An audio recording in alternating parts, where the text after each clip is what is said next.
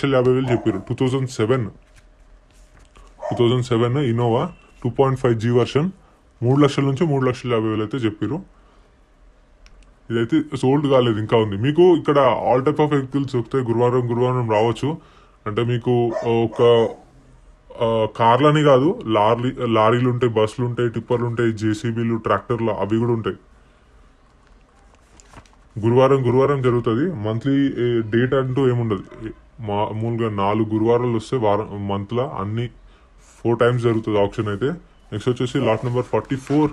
Tyre grip అయితే మస్తున్నాయి. JK tyre grip అయితే మస్తున్నాయి టైర్లు అయితే.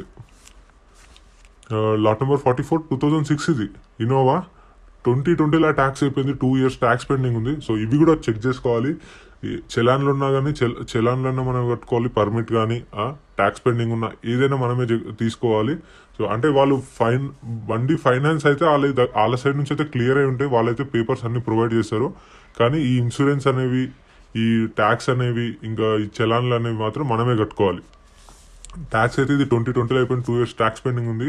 ఒరిజినల్ ఆర్సీ ఉంది. దీని ప్రైస్ వచ్చేసి 2,00,000 నుంచి 2,50,000 చెప్పారు. 2 lakhs to 2.5 lakhs.